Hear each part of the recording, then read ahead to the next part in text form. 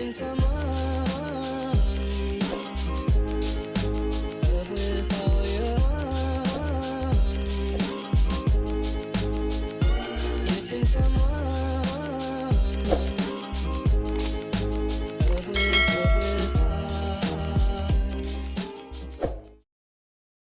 What's up, guys? Welcome back to my channel. I have a fun transformation for you guys today. Here is my client, and she's going to be doing a very solid chunky money piece, which is right along with those like underlight trends that have been going on. I feel like right now the trend that a lot of people are trying out is like the color blocking technique, which is basically having chunky blocks of certain colors. So in this case, we're going to be leaving her virgin color in the back, and then everything that I've sectioned out in the front here is going to be like a smoky light lavender color that she chose. Here you can see she did like a quick edit of what she wanted, and she custom colored what tone she wanted for her money piece.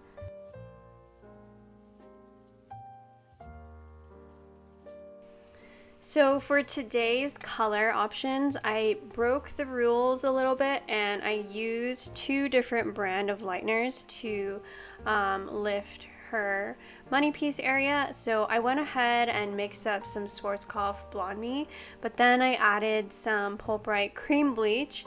The reason why I chose to mix these two is because she has pretty dark hair and I needed something that would give me a good amount of lift, and so that's why I opted to use the Blonde Me, but I also wanted something that had like a very thick consistency, so I opted to mix that in with the cream bleach, because if you used both of them before, the Blonde Me is technically a little bit stronger than the cream bleach, but the consistency of the cream bleach is very thick and creamy.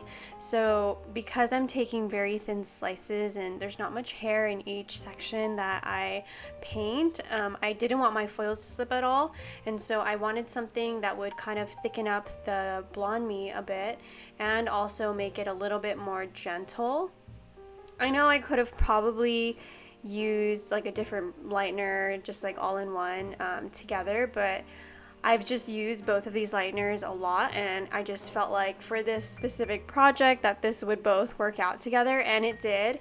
I really liked how the consistency of mixing them both together made it thick, because these slices are very thin, and if your lightener is not thick when taking pretty paper thin slices on long hair, they tend to slip, and when the foils slip, that's when you have like the lightener bleeding onto the root, which is not a good look at all. So I opted to do the mix of the two lighteners just because I knew what the consistency would feel like and how the lift would feel like.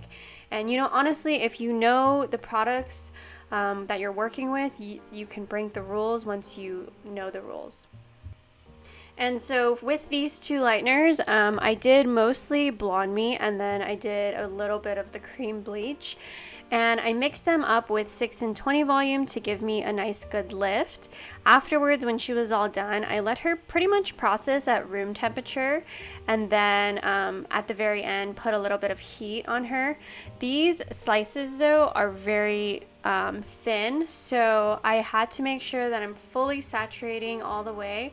You can see the way that I'm kind of sectioning the hair and grabbing the slices is kind of along the hairline, and I did this because I felt like this would be a lot easier so that the foils wouldn't slip as much, because again, when you're not putting too much hair into the foil and it's like a really long piece of foil, or there's like long hair in the foil, sometimes the foils can slip. So that is also why I mixed it this way.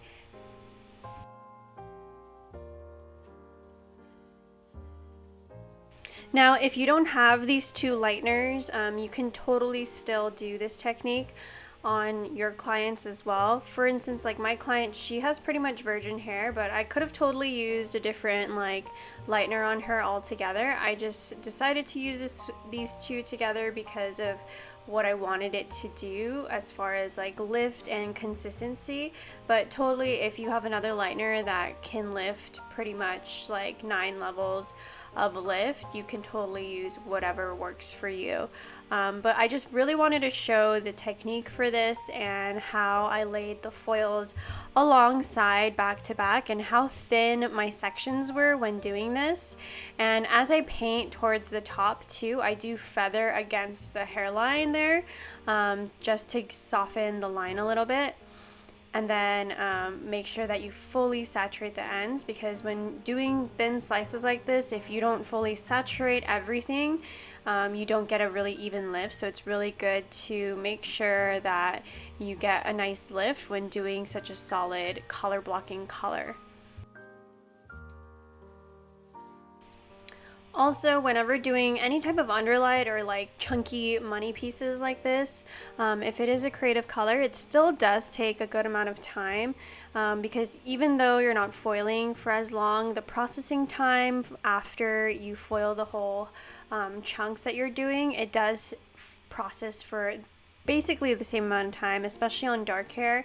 It still has to lift all those levels, and then once you're done, you got to put on the creative color tone, which also still has the same processing time. So if you were to do this, I would definitely charge this as a normal creative color, because it still takes just about the same amount of time, even though it may be a little bit less hair.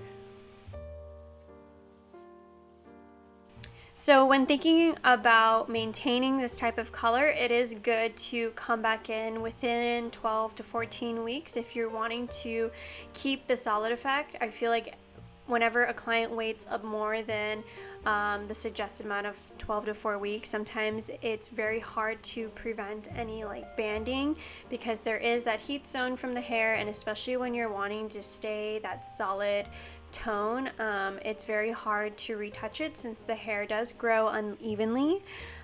So for example, like if she were to come in like a year later, all of the hair that I've painted today, that line of demarcation, it starts to become a little bit more uneven, meaning it looks more like grown out, and it's not as a straight of a line. So when it's not that straight of a line and becomes a little bit more uneven, it makes it very hard to feather and retouch those pieces without causing any breakage or banding if the root is too long and grown out. So it is recommended to come back in within like 12 to 14 weeks if you're wanting to keep the solid tone.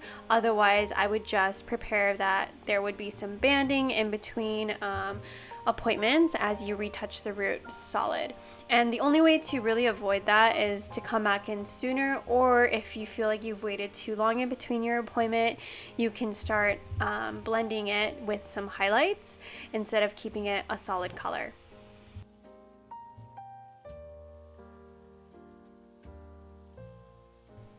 So once I was done applying all of the foils on this side, I went ahead and continued the same pattern up on the other side. And since our goal today was to be like more of a really light smoky lavender color, I'm gonna go and make sure that she lifts to at least like a level 9 and 10. I just kind of let it sit until I feel like it's ready.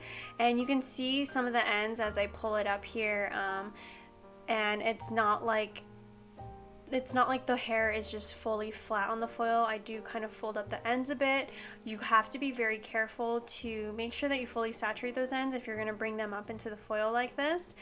So later I do sometimes double check them and then maybe resaturate again if I feel like the ends are still a little bit warmer, because I find that sometimes like when you fold up the hair into the foil, it doesn't lift as well. So it's always good to double check your work, especially when you're doing such a solid color like this, to get a really good lift. And I do that while she's processing. I just kind of double check the foils and just see if I've missed any spots or if there were any hairs that just didn't lift as well as the rest. And it's good to do that just so that once you rinse out all the foils, everything is really even and the color still looks good. So this is what her foils look like once I was done applying all over her money piece area. After I was done foiling her, I went to double check and check how she was lifting. She lifted to about a nice level 8 and 9. So I was just waiting for some pieces to get to that level 9 and 10. And this is pretty much what it looked like when it was totally ready to be rinsed. After this step, I had my assistant Michelle. She helped prep her for the Pulp Bright Semi Color. So I had her wash her with the Pulp Bright Barcelona Purple shampoo, and you guys have probably heard me talk about this purple shampoo a lot on my channel because it's literally the best purple shampoo ever. It's very pigmented but not as drying as a lot of other purple shampoos. So I had Michelle purple shampoo her money piece area, and then for everywhere else where her virgin hair was, I had her use the clarifying Budapest shampoo to give her a nice shampoo afterwards. And then she was pretty much ready for the Pulp Bright Semis to be applied. And so we used some lilac, nevermore, and some drops of velvet and nightfall to create this nice smoky violet color. So then I took my client back to my chair and I fully blow dried her money piece area where we're going to be putting the semi color right on top of.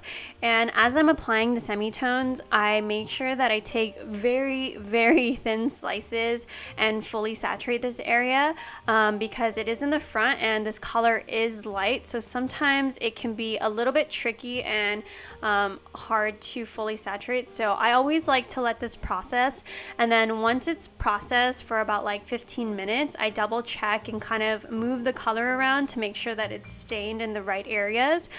So like once I was done applying this part, I let this process for 15 minutes, and it does sometimes, like since it's conditioner based, kind of turn a little bit white if you overwork it. So that's why I let the 15 minutes pass, let it stain the hair, and then once it was pretty much stained, I kind of squeegee off like excess color to see any blonde parts that I had missed. And I did find some few, even though I was taking very thin sections like these to apply the color. So after like the last 5 minutes of processing time, I've reapplied in those areas where I found the color just didn't fully saturate enough, and then she was ready to be rinsed once everything was processed for about like 20 to 25 minutes. Alrighty guys, so here is the finished look. I was absolutely in love with the way that this turned out. I hoped you guys learned something new, or at least feel inspired to try something new on yourself or on your clients. If you would try this style, please let me know down in the comments because I was so obsessed. I was almost thinking about doing this to myself.